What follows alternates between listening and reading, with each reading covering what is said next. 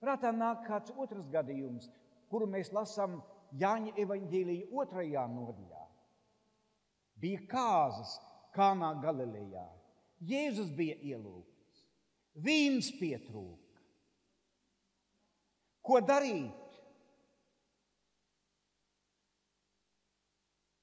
Marija, Jēzus māte, runā ar Jēzu. Jēzus momentā nav visai atsaucīgs. Un tomēr Marija ņemas drosmi un saka tiem, kuri ir atbildīgi par kāzu un ielastu, ejiet pie mana dēla Jēzus. Un ko viņš teiks, to darīt. Šie paši priekšnoteikumi bija vajadzīga paklausība, bija vajadzīgi tukši trauki,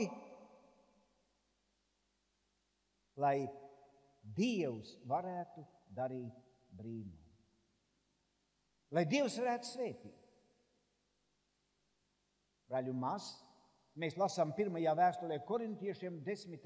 nodaļā un 11. pantā, ka no šiem vecās derības notikumiem mums ir jāņem mācības sev. Ko mēs varam no šī senā notikuma mācīties? Ko Dievs grib mums mācīt?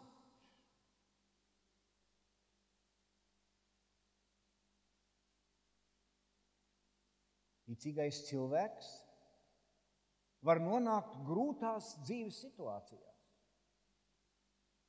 Var nonākt stāvoklī, kuru varētu saukt par bezizejas stāvokli. No cilvēcīgā viedokļa. Bet Dievs nāk ar savu padomu, ar savu spēku, ar savu palīdzību. Un viss atkal nokārto. Līdzīgi var notikt draudzes dzīvē. Arī draudze var nonākt grūtībās, lielās grūtībās. Var nonākt nabadzībā. Var piedzīvot sausus un tukšus gadus. Var piedzīvot to, ka ļaudis atkrīt. Un ja mēs domājam par pestīšanas templi un par to, ka kādreiz šeit visapkārt bija balkoni, galērijas pilnas ar soliem, un šeit bija soli līdz pat pašai platformai. Un visi soli bija pilni. Tie bija bagāti gadi. Tie bija bagāti gadi. Kad svētki notika, tad ārpusē tika izlikti skaļruņi, lai ļaudis, kas pulcējās šajā lielajā laukumā, varētu dzirdēt evaņģēliju. Tie bija bagāti gadi. Nebija viņu daudz. Nebija viņu daudz. Šo bagāto gadu bija varbūt kādi 15 gadi. Un tad nāca karš, un tad nāca bada gadi. Šis nams tika atņemts. Šeit bija tuksnesis, garīgā ziņā šeit bija tuksnesis. Un šodien caur Dieva žēlastību darbs ir atjaunots. Bet mēs jūtam to, ka vēl nav tā, kā mēs gribētu. Nav tā, kā vajadzētu. Mēs baudām to, ka līst kādi svētību pilieni, bet tie ir pilieni. Nav tā, ka katru svētdienu šeit būtu priekšā būtu 30, 40, 50, 100 cilvēku, kuri lūgtu: Jēzu, pieņem mūs, piedodi mums. Mēs vēlamies kļūt par Dieva bērniem. Tā tas nav. Mēs varam sacīt, ka mēs zināmā mērā piedzīvojam līdzīgu situāciju. Ir trūkums, ir nabadzība, ir grūtības. Un droši vien, ka bieži vien mēs arī savam dvēselēm nesaņemam visu, ko mēs gribam.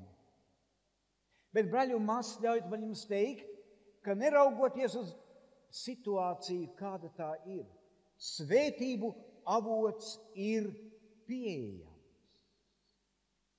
Jo Dievs nemainas. Jēzus Kristus ir tas pats vakar, šodien un mūžīgi. Jā, mēs gribētu to, kā mums nav. Es vēlētos redzēt, ka šeit šie 80 krēsli būtu pilni ar dziedātājiem, apģērbtiem svētku drēbēs. Es gribētu redzēt, ka šeit šī platforma būtu pildīta ar spēlētājiem, violes, čello, pūšamie instrumenti. Cik tas būtu brīnišķīgi. Cik tas būtu brīnišķīgi, ka patiesi galērijas būtu atvērts, ļaudis būtu šeit pilns sēdvietas. Mēs to gribētu redzēt. Mēs gribētu redzēt, ka mūsu priekšā būtu sludinātāji, kuri sludinātu tā kā Fedlers, tā kā Mudijs, tā kā Bilijs Grēms, bet tā nav. Vai tas nozīmē, ka Dievs mūs ir atstājis? Ka svētību avots nav pieejams? Svētību avots ir pieejams.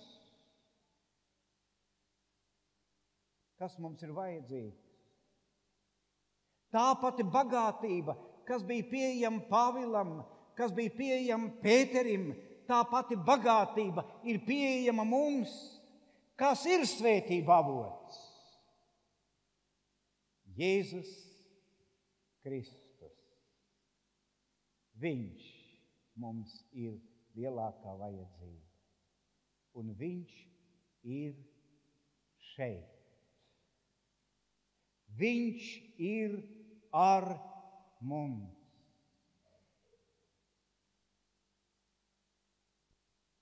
Un kad viņš ir ar mums,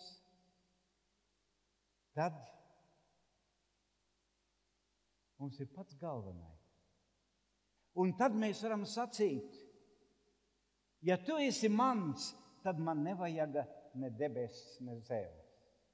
Ko līdzētu tas, ja šeit būtu labākais koris Latvijā vai pasaulē, labākais orķestris, labākie runātāji, brīnišķīgākie, skaistākie, bagātākie cilvēki, izglītoti cilvēki, doktori, filozofi, mākslinieki, bet šeit nebūtu Kristus?